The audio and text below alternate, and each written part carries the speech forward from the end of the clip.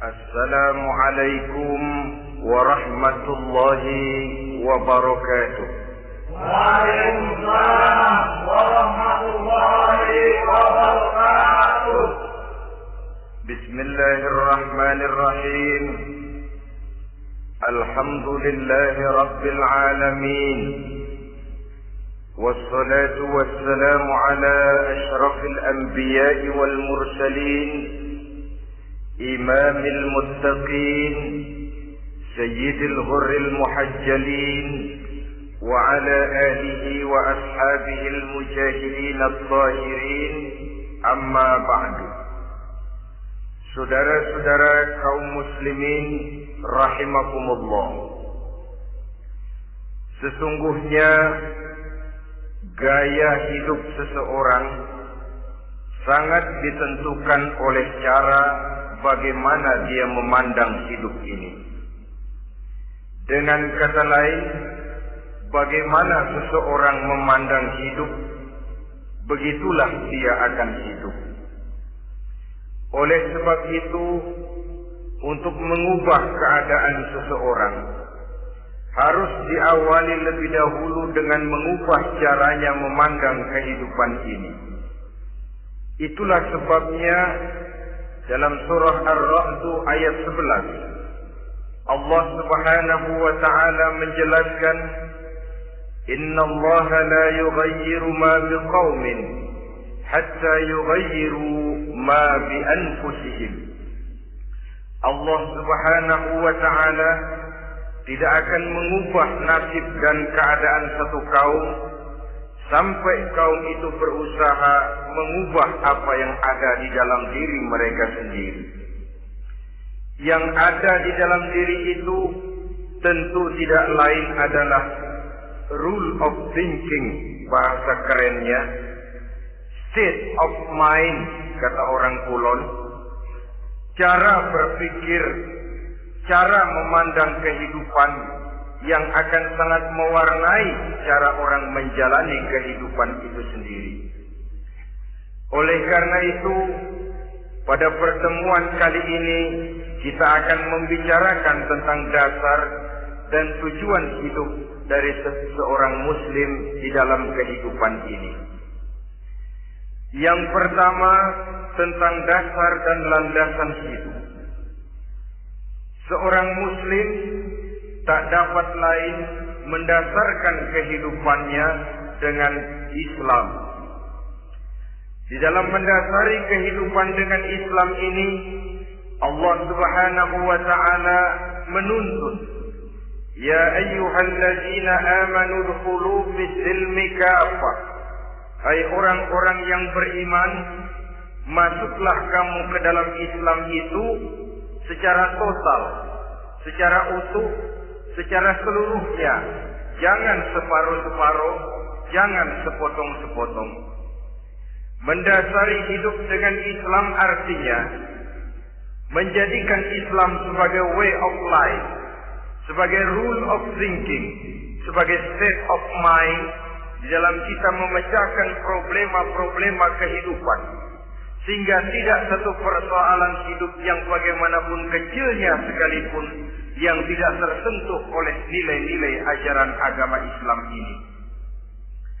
Kemudian di dalam mendasarkan hidupnya dengan Islam, ia mempunyai satu keyakinan. Pertama, Islam sebagai dasar hidupnya adalah agama yang sesuai dengan fitrah daripada manusia. Allah Subhanahu wa ta'ala mencipta manusia. Allah Subhanahu wa ta'ala yang menurunkan agama Islam. Oleh sebab itu, tentu saja seluruh konsepsi Islam ini sudah diukur sedemikian rupa sesuai dengan kemampuan yang dimiliki oleh manusia. Secara logika bisa kita katakan, pabrik mobil di Jerman misalnya bikin mobil namanya Mercy. Seiring dengan itu dikeluarkannya buku petunjuk. Mobil ini bernama Mercy, kecepatan maksimal sekian ratus kilometer per jam, daya angkutnya sekian ratus kilogram, kalau rusak memperbaikinya ini onderdilnya itu umpamanya. Karena pabriknya yang bikin mobil, lalu pabriknya juga yang mengeluarkan buku petunjuk, tentu buku itu sesuai benar untuk mobilnya. Dan logika mengatakan, tidak bisa kita punya mobil Mercy rusak, kita perbaiki dengan menggunakan buku petunjuk yang dikeluarkan oleh pabrik mobil Fiat. Tentu saja mobil makin rusak, acak-acakan dan tidak karu-karuan. Ini artinya, jikalau manusia ingin baik, jikalau manusia ingin mencapai sesuatu yang bernama bahagia, dia harus mengikuti petunjuk yang dikeluarkan oleh yang menciptakan manusia. Dan petunjuk-petunjuk itu telah turun dalam satu konsepsi yang bernama Islam yang sesuai dengan fitrah manusia. Yang kedua, oleh karena keyakinannya bahwa Islam sesuai dengan fitrah manusia, ia pun berkeyakinan bahwa Islam adalah agama untuk seluruh manusia, universal. Walaupun ia diturunkan di tanah Arab, tetapi ia bukanlah agama hanya untuk orang Arab semata-mata. Keyakinan ini perlu ditegakkan kembali, oleh karena akhir-akhir ini muncul pendapat-pendapat yang menganggap seolah-olah agama itu barang impor. Persilakan saja kalau memang itu merupakan keyakinannya, tetapi menganggap agama sebagai barang impor sungguh merupakan satu kekeliruan yang sangat besar. Bahwa Arab sebagian besar memang Islam, jelas. Tetapi Islam bukannya Arab, itu pun harus kita akui. Kita bisa menjadi Muslim yang baik tanpa perlu menjadi orang Arab. Dengan kata lain, kita bisa menjadi Muslim yang baik dengan tetap menjadi warga negara Indonesia yang baik. Bahwa Al-Quran diturunkan dalam bahasa Arab oleh karena memang ia turun di tanah Arab. Buktinya apa? Walaupun Quran dalam bahasa Arab, tidak satu pun ayat Quran yang ditujukan kepada orang Arab semata-mata. Tidak ada ayat ya ayyuhal Arabiyun, orang-orang Arab. Tidak ada. Yang ada mana ya ayyuhan nas, wahai manusia.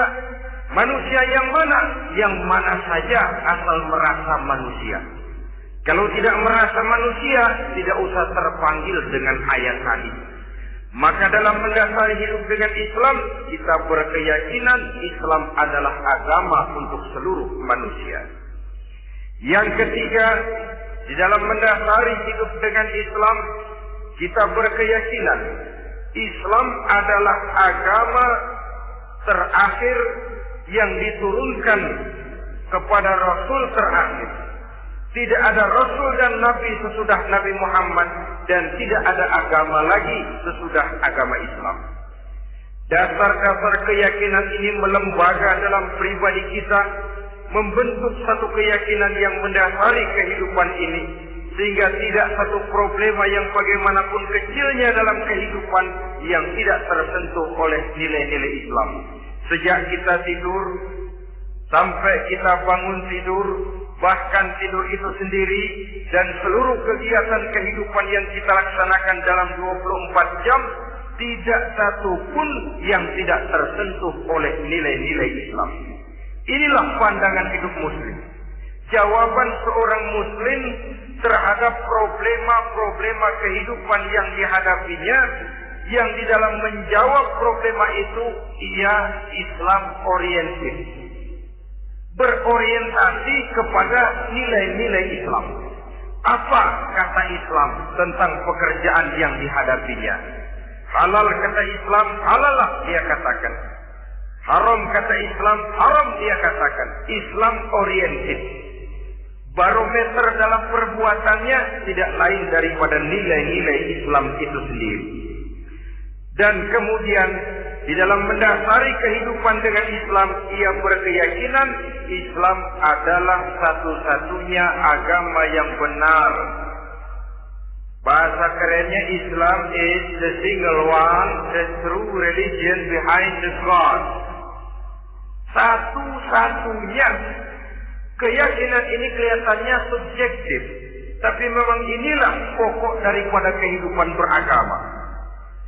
Saudara-saudara kaum muslimin rahimakumullah, kalau itulah dasar daripada kehidupan kita sebagai muslim, apa yang menjadi landasannya? Kalau dasar hidup kita Islam, maka landasan hidup kita tidak lain adalah Al-Quran dan Sunnah Rasulullah Sallallahu Alaihi Wasallam. Dunia penuh dengan orang-orang besar, dan setiap orang-orang besar itu mempunyai ajaran-ajaran yang pernah jaya, pernah dikumandangkan, didengung-dengungkan, naik ke panggung sejarah untuk kemudian tenggelam. Satu ajaran hanya akan langgeng, satu ajaran hanya akan tahan lama apabila dia turun dari sumber yang serba mahal. Kalau dia turun dari manusia, maka sifatnya hanya musim. Yang namanya musim, saudara-saudara, namanya musim tidak bisa dilarang. Tapi kalau sudah selesai, habis sendirian. Itu musim namanya. Musim rambutan. Kalau datang musim rambutan, apa bisa dilarang? Gak boleh musim rambutan. Ya tidak bisa, dia akan tumbuh terus. Tapi manakala musimnya habis. Begitulah nasib dari ajaran yang nisbi, relatif dan temporer apabila dia bersumber dari manusia. Maka satu ajaran hanya akan langgeng, tahan lama apabila dia turun dari sumber yang serba mahal. Dan itu sudah turun bernama Al-Quranul Karim.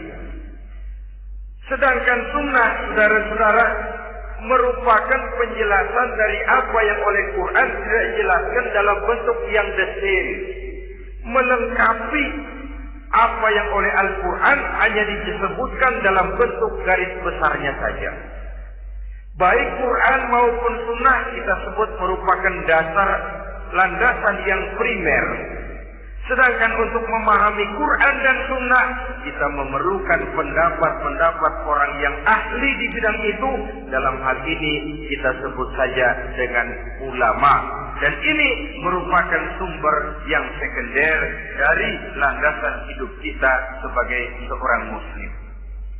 Dua rel ini, Quran dan Sunnah, merupakan landasan di mana kereta api Islam ini berjalan. Quran dan Sunnah. Saudara-saudara kaum muslimin rahimakumullah. Oleh karenanya, marilah kita menjadikan Quran dan Sunnah ini sebagai imam di dalam kehidupan kita. Bukankah Rasulullah Sallallahu Alaihi Wasallam pernah memberikan pilihan? Man ja'ala al-Qur'ana amamahu qadahu ila al-jannah. وَمَنْ جَعَلَ الْقُرْآنَ خَلْفَهُ سَقَاهُ إِلَى النَّارِ. Siapa yang meletakkan Quran di depannya, dijadikannya Quran sebagai imam dan dia sebagai makmum, maka Al-Quran akan membimbing dia ke surga. Ya, surga di dunia ini, lebih-lebih lagi surga di akhirat nanti. Sebaliknya, وَمَنْ جَعَلَ الْقُرْآنَ خَلْفَهُ, siapa yang meletakkan Quran di belakangnya, dia belakangi ajaran dan konsepsi Al-Quran, dia tinggalkan perintah-perintah Al-Quran, maka Al-Quran yang dibelakanginya itu akan mendorong dia ke neraka. Neraka dunia, lebih-lebih neraka di akhirat nanti. Pilihan terserah kita. Jikalau kita mau menjadikan Quran sebagai imam, artinya kita menjadi makmum. Resikonya dimanapun makmum wajib ikut imam. Imam takbir, makmum takbir, imam ruku, makmum ruku, imam i'tidal, makmum i'tidal. Jikalau Quran imam kita dan kita adalah makmum, maka itu berarti Jikalau ke barat komando Quran, ke barat kita pergi. Jikalau ke timur kata Quran, ke timur kita menuju. Jikalau halal kata Quran, halal kita katakan. Jikalau haram kata Quran, haram kita ucapkan. Itu resikonya kita menjadi makmum, menyusun pola hidup yang lebih Qurani. Tapi sebaliknya, ke barat komando Quran, ke timur kita pergi. Ke utara kata Quran, ke selatan kita menuju. Halal kata Quran, malah kita tidak mau melaksanakannya. Haram kata Quran, kita senang bukan main. Artinya kita mau menjadi makmum, dan Quran kita jadikan sebagai makmum, kita sendiri malah mau menjadi imam. Kita paksa konsepsi Al-Quran itu supaya sesuai dengan naluri kemanusiaan kita. Mengotak-atik hukum, menghalalkan yang haram, mengharamkan yang halal. Dikala itu landasan hidup kita sudah goyah, tidak lagi sebagai landasan tempat kita bertolak, tetapi malah menjadi satu landasan yang kita injak-injak. Sesungguhnya saudara-saudara, Quran tidak akan membawa berkah, tidak akan menjadi rahmatun wa shifaa'un lil mu'minin, menjadi penyembuh, menjadi rahmah bagi orang-orang beriman, apabila yang kita baca itu kita injak-injak di dalam kehidupan. Upaya menyusun hidup yang lebih Qurani ini seiring dengan usaha kita menjadi warga negara yang baik. Yang saya katakan di awal tadi, tidak saling dan tidak harus saling bertentangan. Jadi dengan demikian, dasar hidup kita sebagai muslim adalah Islam, dan landasan hidup kita tidak lain adalah Al-Quran dan sunnah Rasulullah Sallallahu Alaihi Wasallam. Ini landasan tempat kita bersolat.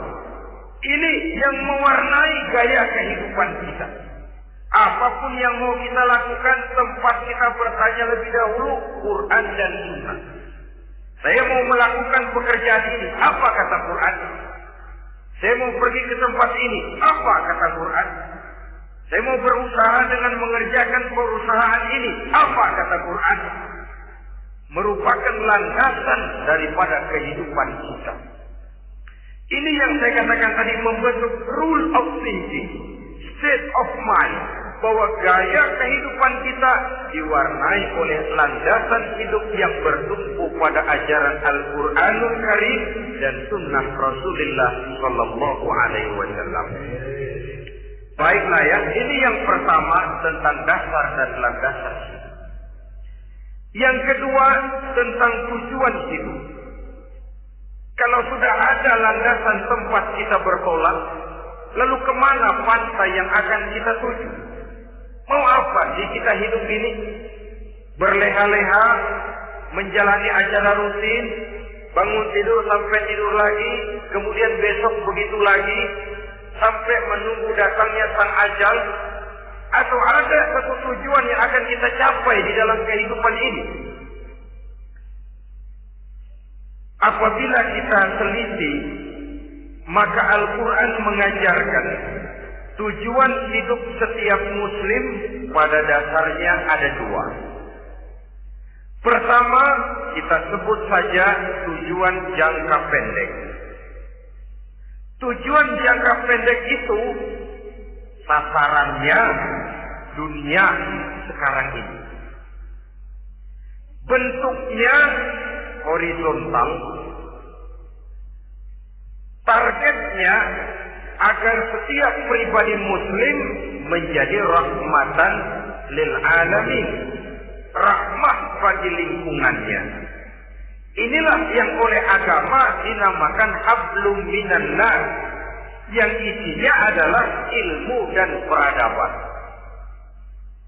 Jadi dunia dan seluruh isinya merupakan tujuan jangka pendek saja. Untuk mencapai tujuan jangka pendek, dunia dan seluruh isinya, unsur penunjangnya adalah pendidikan, pengalaman, atau nasib. Makin tinggi pendidikan, makin mudah menjangkau hidup. Makin banyak pengalaman, makin mudah menguasai dunia. atau karena faktor nasib. Pendidikannya tidak seberapa, pengalaman pun kadang-kadang dangkal, tapi karena nasibnya lagi hoki, kata orang sekarang, nasibnya lagi bagus, dia naik ke panggung memegang peranan. Faktor yang namanya nasib ini ada, tapi tidak bisa dijadikan sandaran. Untuk menjangkau dunia dan seluruh isinya, unsur penunjangnya pertama pendidikan, yang kedua pengalaman, yang ketiga faktor nasib. Oleh karena itu, apabila kita ingin mudah mencapai dunia, yang pertama harus kita laksanakan bagaimana menempuh satu pendidikan. Di zaman sekarang orang terangsang untuk hidup dalam pola yang oleh orang-orang priangan disebut hardoli. Saudara tahu hardoli? Itu potongan dari dahar modal ulit. Filsafat hidup yang pakaian mau bagus, makan mau enak, kerja nggak mau. Akhirnya jadilah dia penghayal kelas berat, tukang-tukang ngelamun kelas tinggi. Tiap hari kegiatannya cuma tidak terlepas dari tiga kriteria itu. Hardolis. Pokoknya kalau sudah dahar, modal, ulit. Besok ya begitu lagi. Pola dari dimana orang pakaian mau bagus, makan mau senang, duit mau punya, kerja tidak mau. Kadang-kadang mau kerja tapi tidak tahu apa yang harus dikerjakan. Ditambah oleh sempitnya lapangan pekerjaan. Tidak tahu apa yang harus dikerjakan, dilatar belakangi oleh tidak adanya pendidikan yang dia terima. Sehingga mau kerja apa selalu bingung. Oleh karena itu, terutama buat adik-adik remaja, para pemuda, saya berpesan untuk menjangkau dunia, yang pertama harus kita jalani bagaimana membina diri, mendidik. Taruh kata drop out, putus sekolah. Tapi drop out bukan halangan bagi tumbuhnya cita-cita yang mulia. Bahkan ada orang bilang many a great man start as a newspaper boy. Banyak orang-orang besar yang memulai pekerjaannya dagang koran. Putus sekolah bukan merupakan halangan bagi tumbuhnya cita-cita yang mulia. Dan tidak sedikit orang-orang besar yang tidak keluaran perguruan tinggi. Tidak sedikit orang-orang besar yang tidak merupakan produk dari perguruan tinggi tertentu. Tapi kerajinannya belajar, banyak membaca, banyak bergaul, autodidak. Syukur kalau masih bisa menempuh pendidikan yang formal. Kekurangan ekonomi, kemiskinan keluarga jangan menjadi penghalang bagi tumbuhnya cita-cita yang tinggi untuk menempuh karier pendidikan yang baik. Ini memang baik, tapi bagaimanapun kata orang, lebih baik makan singkong beneran daripada makan roti ngimpi. Artinya jika memang perlu, lebih baik sekolah sambil dagang koran, nyemir sepatu, parkir mobil, daripada hardolin itu tadi. Tanpa prospek hari depan yang ada artinya. Dan pendidikan memang merupakan sesuatu yang baik. Tapi tanpa ini, rasanya kita akan sulit untuk menjangkau dunia tersisih di pojok-pojok kehidupan. Jangan lalu bilang, manusia kan rezekinya sudah dijamin oleh Allah. Ayam saja ada rezekinya, Allah. Tapi jangan lupa, cara ayam cari rezeki dengan cara manusia cari rezeki lain. Kalau ayam cari rezeki dari tahun atu, modalnya cuma ceker sama patok kalau ayam.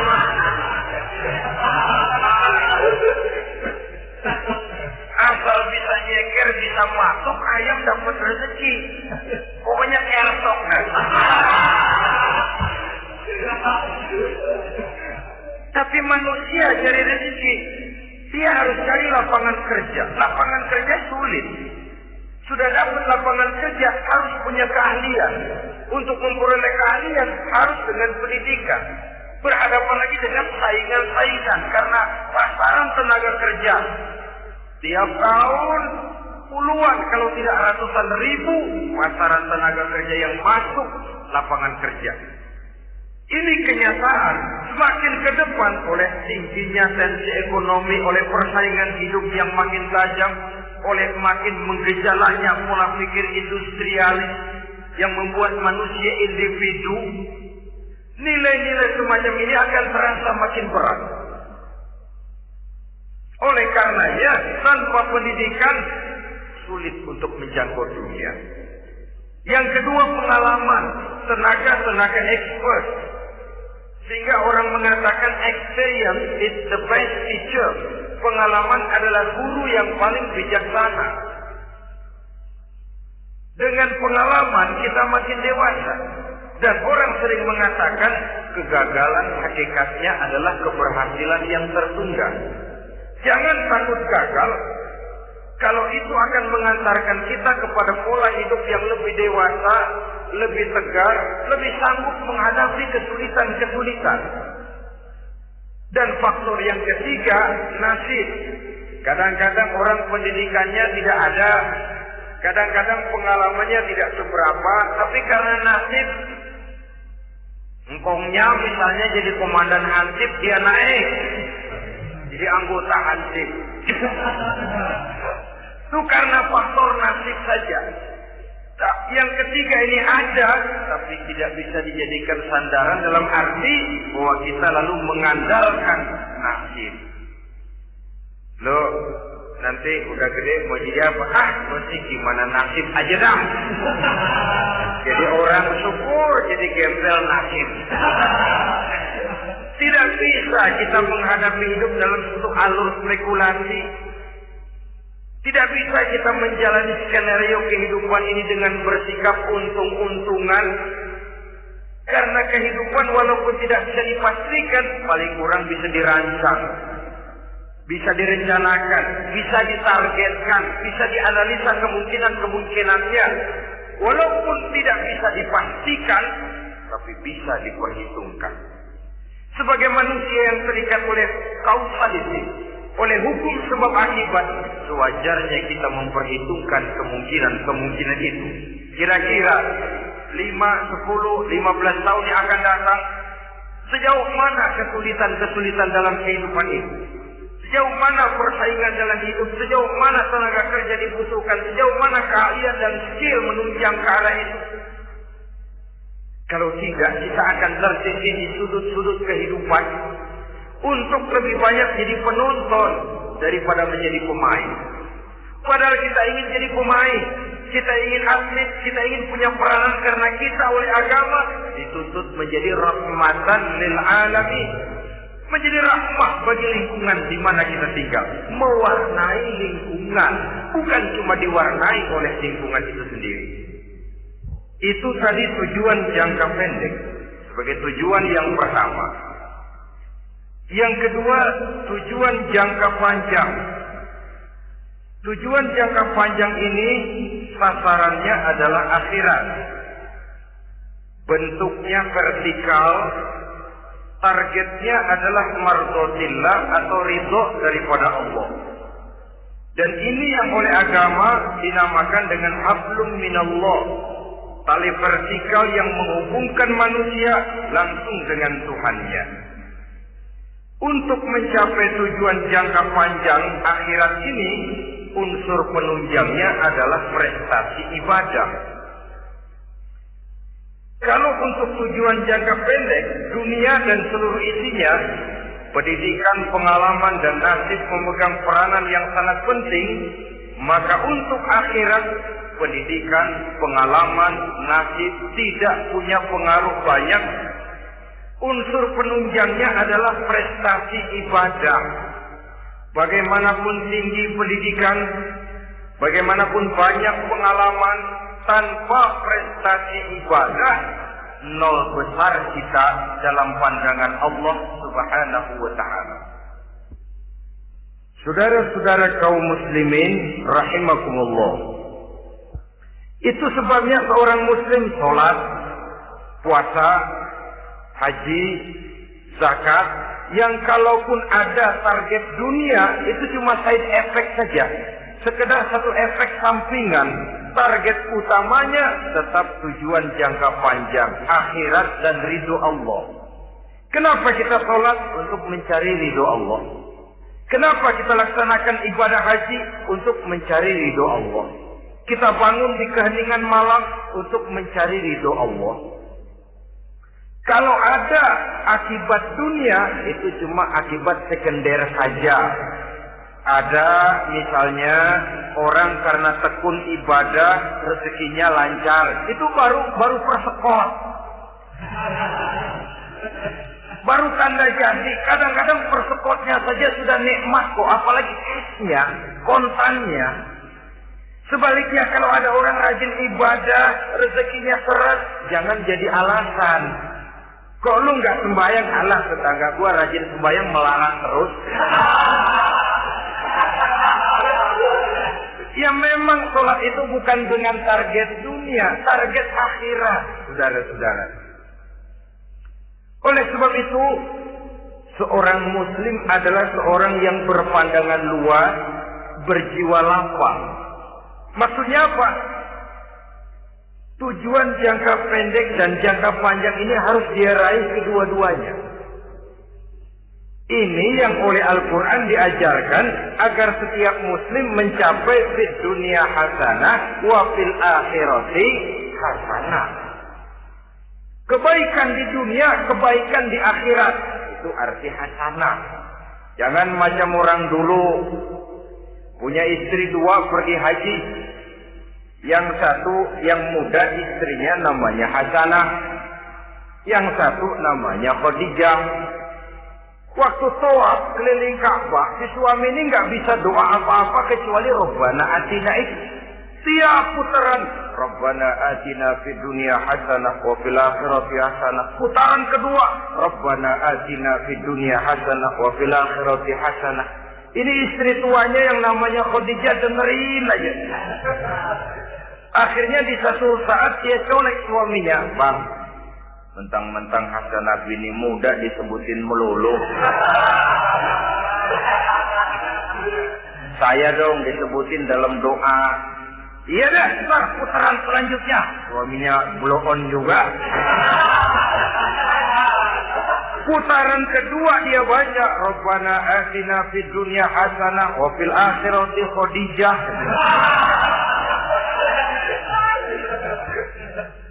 Saudara-saudara, itu makna refleksi daripada doa tadi itu, doa sapu jagat. Kita ingin fid dunya hasanah wa fil akhirati hasanah. Tujuan jangka pendek dunia tercapai, tujuan jangka panjang akhirat dan ridho Allah juga tergapai. Oleh sebab itu Al-Quran menjelaskan, "Wabtaghi fima ataakallahu ad-daral akhirah wa la tansa nasibaka minad dunya." Dengan karunia yang diberikan Allah kepadamu, carilah bahagia akhirat. Wa la tansa nasibaka minad dunya, tetapi jangan lupakan bagianmu dalam kehidupan di dunia ini. Cari akhirat, utamakan akhirat dengan tidak usah melupakan jatahmu di dunia. Kenapa saya katakan seorang muslim berjiwa besar? Sebab andai kata dia gagal mencapai tujuan jangka pendek, andai kata dia gagal di dunia, dan dia oleh Islam diajarkan jangan sampai gagal, tapi andai kata dia gagal, dia masih punya tujuan jangka panjang, akhirat dan ridho Allah. Dia masih bisa menghibur diri. Biarlah di dunia kita sederhana, bahkan biarlah susah di dunia, asal di akhirat kita bahagia. Orang yang tidak punya pandangan hidup semacam ini, surgalah dunia ini. Segalanya telah tertumpu di sini. Bila umurnya selesai, ajalnya datang, selesai sudah surganya sampai di situ, dan dia tidak punya pengharapan lain di belakang itu. Maka seluruhnya bertumpu pada kehidupan di dunia, padahal dunia seperti air laut, makin diminum makin haus, makin kering tenggorokan. Dunia yang diperturutkan menyeret manusia ke dalam lingkaran setan, terjebak dalam sifat yang namanya tamak bin rakus alias serakah.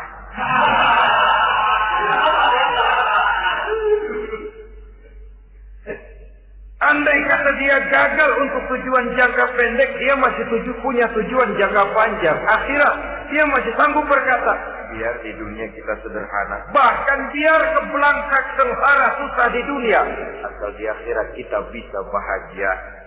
Kan masih ada harapan. Yang paling bangpak, paling rusak betul, sudah di dunia sengsara, di akhirat celaka. Jadi dunia rumahnya gubuk, pinggir kali miring, asal hujan bocor, utang selebar warung. Bayang kagak, ngaji enggak, puasa enggak, saban malam miring mulu.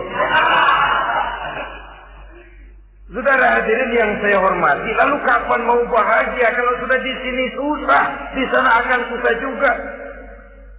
Ini yang pertama, seorang muslim, seorang yang optimis, berjiwa besar, luas pandangan. Kegagalan dia dalam jangka pendek tidak menyebabkan dia melupakan tujuan jangka panjang. Yang kedua, positifnya apa? Cara dia mencapai tujuan jangka pendek diwarnai oleh keyakinan adanya tujuan jangka panjang. Dia memang benar cari harta, tapi karena dia yakin ada akhirat, Allah ridho apa tidak? Ini positifnya. Saya memang cari duit, tapi dengan cara ini Allah ridho apa tidak? Saya memang ingin berpakaian yang rapi, tapi dengan tidak menutup aurat begini, Allah ridho atau tidak? Saya memang bergaul menghormati teman, tapi terjebak dalam minuman keras karena menghormati teman, Allah ridho apa tidak? Ini orang yang punya tujuan jangka panjang. Segalanya diberikan bingkai dengan pertanyaan, Allah ridho atau tidak? Keyakinannya terhadap tujuan jangka panjang mewarnai gaya hidupnya di dunia ini, mencapai tujuan jangka pendek tadi. Mau minum, Allah ridho apa enggak ini? Mau makan, yang saya makan Allah ridho apa enggak ini? Pendeknya apapun yang mau dia kerjakan, karena dia punya keyakinan tujuan jangka panjang, dia selalu menimbang terhadap ridho Allah kan. Jadi tanpa prestasi ibadah, kita nol besar dalam pandangan Allah. Ini nilai manusia yang hakiki di sini. Ini makna inna akramakum indallahi atqakum. Di akhirat nanti kan tidak pernah akan disidang. Kamu pendidikan setinggi apa? Tidak. Gelarmu berapa renteng? Profesor, doktor? Tidak. Akhirat hanya menyidang kau sholat atau tidak, kau puasa atau tidak, kau zakat atau tidak. Diberikan kamu harta yang banyak, dari mana kau dapat, kemana kau belanjakan. Prestasi ibadah itu yang ditanya. Setinggi apa pendidikan, sebanyak apa pengalaman, no problem. Tidak jadi masalah di akhirat. Prestasi ibadah itu yang akan kita persembahkan di hadapan Allah. Itu makna inna akramakum indallahi atqakum. Kerbau dinilai dari dagingnya, makin gemuk makin mahal harganya. Tapi ada perkutut lebih mahal dari kerbau. Perkutut itu mahalan mentahnya loh daripada matangnya. Karena harga perkutut pada suaranya. Lalu di mana harga manusia yang paling gemuk? Tidak. Suaranya, kalau manusia dinilai dari suaranya, barangkali Madonna nomor awal masuk surga.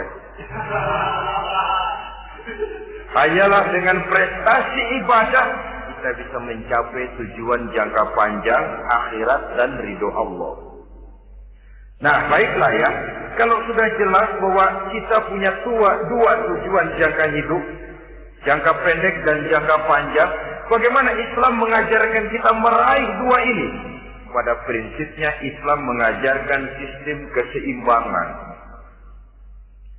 Dalam berbagai aspek kehidupan, keseimbangan ini nampak dengan nyata diajarkan oleh agama kita. Seperti ayat yang saya bacakan tadi. Dengan karunia yang diberikan Allah kepadamu, cari negeri akhirat, tapi jangan lupakan bagianmu di dunia ini. Dalam bentuk yang lebih nyata, bekerjalah untuk duniamu seolah kau akan hidup buat selamanya, tapi bekerjalah buat akhiratmu seolah kau akan mati besok.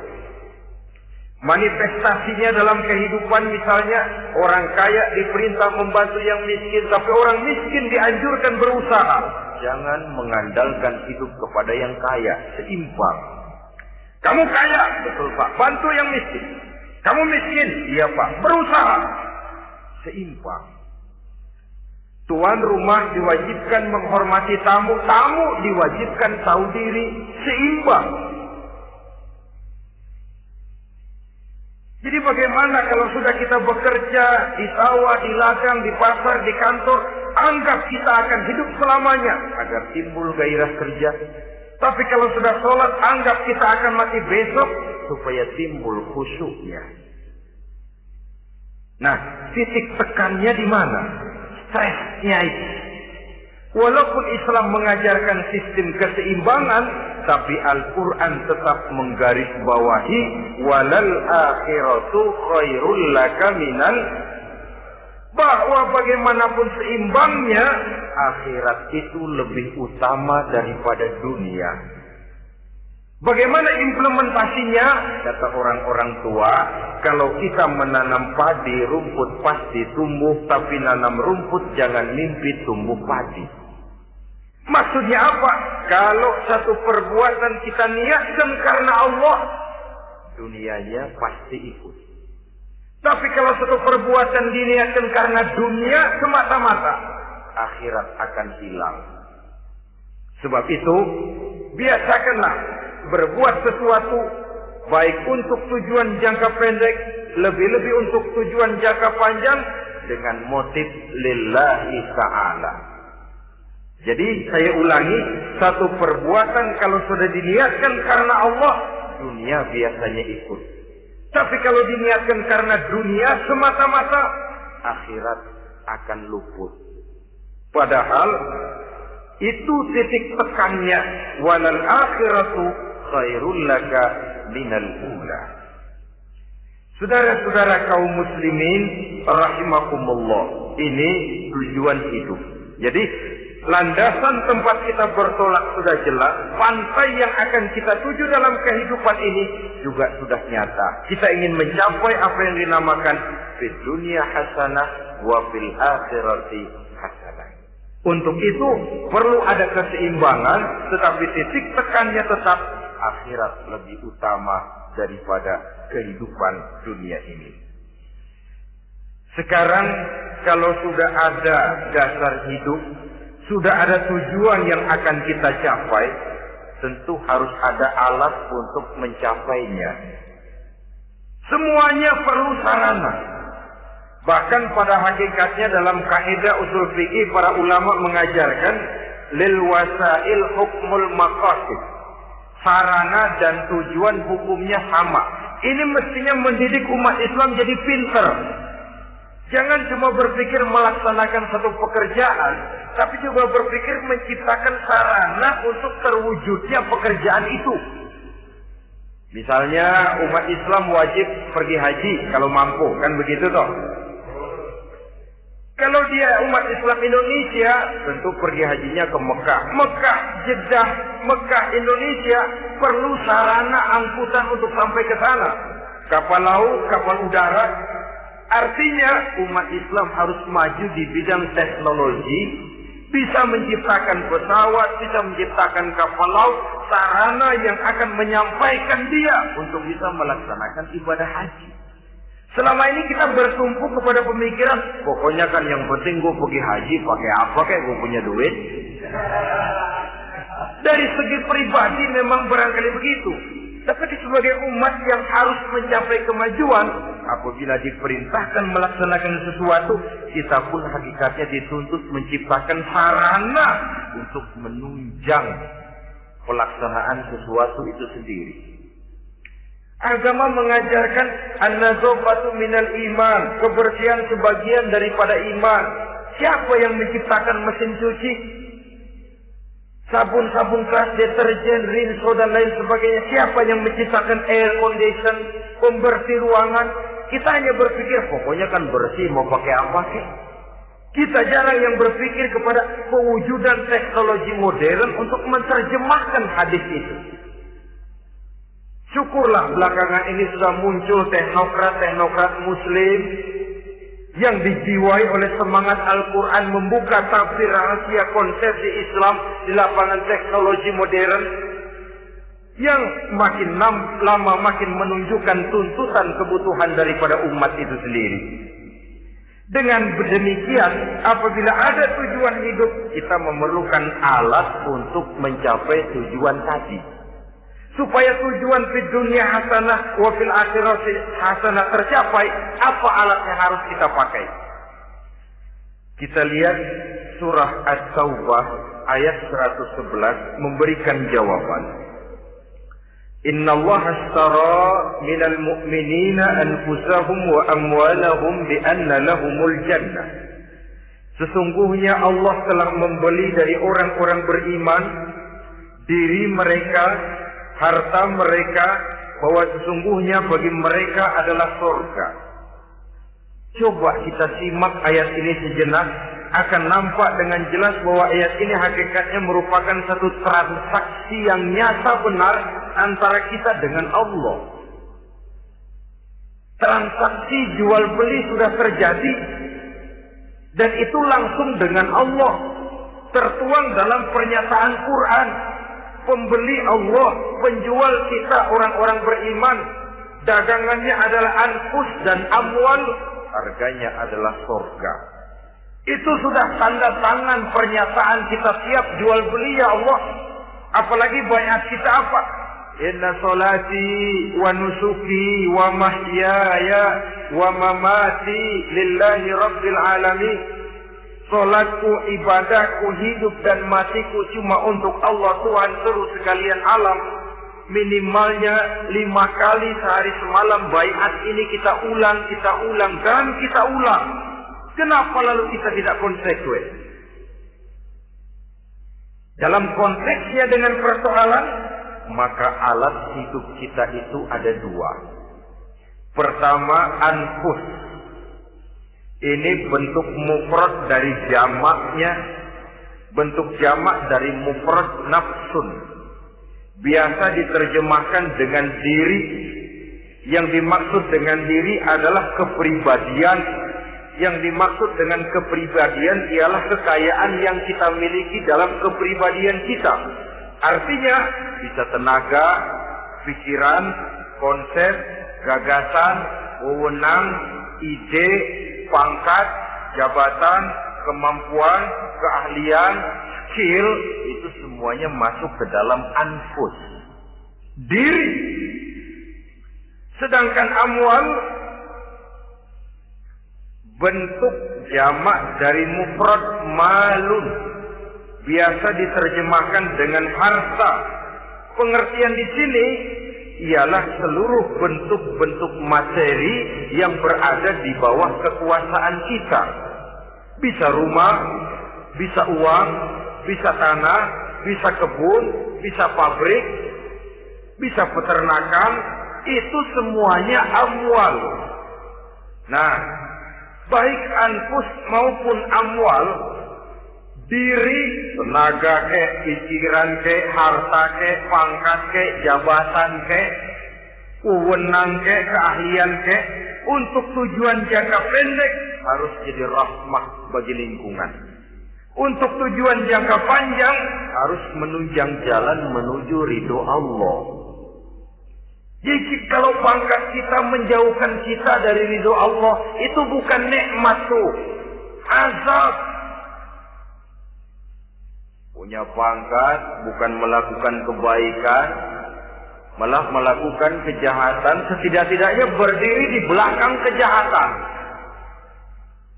Melindungi perbuatan-perbuatan munkar.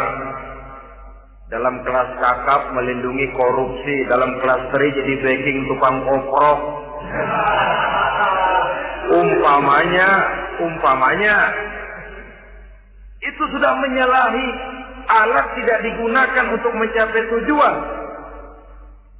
Itu untuk tujuan jangka pendek. Lalu amwal, harta, uang, tanah, rumah, kebun, untuk tujuan jangka pendek harus menjadi rahmah bagi lingkungan. Sedang untuk tujuan jangka panjang, baik diri maupun harta harus menunjang jalan menuju ridho Allah, harus meningkatkan prestasi ibadah kita kepada Allah Subhanahu wa ta'ala. Malah yang namanya amwal ini tanggung jawabnya lebih berat loh, saudara. Kalau saudara diberikan ilmu, sidang akhirat cuma satu. Ilmumu kau amalkan untuk apa? Saudara diberikan umur panjang, pengadilan akhirat cuma bertanya satu, umurmu kau habiskan di mana?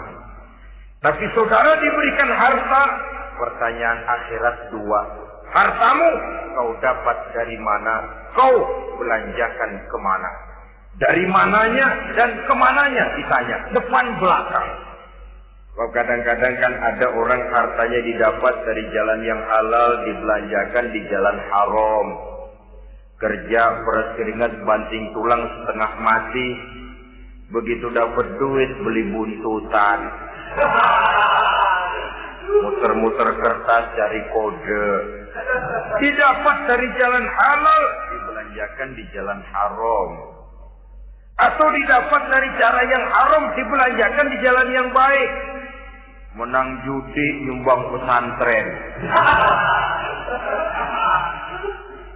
Nabi mengajarkan innallaha thayyibun la yaqbalu illa thayyib. Allah itu baik dan hanya menerima yang baik-baik saja. Tidak bisa mencuci kain dengan air najis. Kain akan tetap kotor. Saudara-saudara kaum muslimin rahimakumullah. Oleh karenanya masalahnya terpulang kepada kita, pandai-pandailah membagi orientasi. Suatu saat tenggelam kita dalam kesibukan dunia dan seluruh isinya untuk mencapai tujuan jangka pendek. Lain saat tenggelam kita memfanakan diri untuk mencapai tujuan jangka panjang, akhirat dan ridho Allah. Karena kehidupan ini bukan berjalan tanpa batas. Umur ini bukan satu karunia tanpa pertanggungan jawab. Satu saat setuju atau tidak, rela atau terpaksa, kita akan sampai kepada garis finish daripada perjalanan kehidupan dunia ini. Yang memang merupakan satu perjalanan panjang, a walking tour. Kata orang Kulon, a walking tour, satu jalan yang demikian jauhnya. Entoh kita akan sampai ke garis finish. Bila datang ajal, senja kehidupan datang, malam menyelimuti. Datangnya tidak pernah kita sangka, tapi sekali dia datang, tidak satu kekuatan yang bisa menolak. Kehadirannya tidak pernah kita harapkan, tapi satu kali dia datang bertamu, pasti terjadi. Dan itu pasti akan kita temui. Alangkah malangnya pada saat kembali itu datang, kita tidak punya prestasi ibadah. Lalu apa artinya prestasi dunia? Apa artinya tujuan jangka pendek kalau kita harus kehilangan tujuan jangka panjang? Rumah kita yang besar, pangkat kita yang tinggi, harta kita yang banyak, bisakah menolong kita untuk kalau sudah kumpul di padang mahsyar nanti? Malaikat, jangan gebugin saya, rumah saya harga 2 miliar.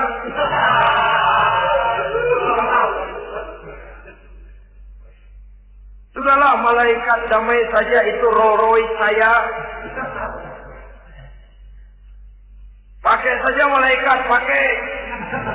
Kata malaikat, gue budak, gue nggak butuh gituan.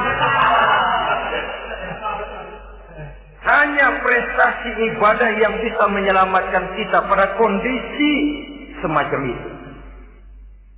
Jadi oleh karena itu saudara-saudara, biar di dunia ini rumah kita besar, mobil bagus, uang banyak, pabrik ada, usaha lancar, asal di akhirat masuk surga aja.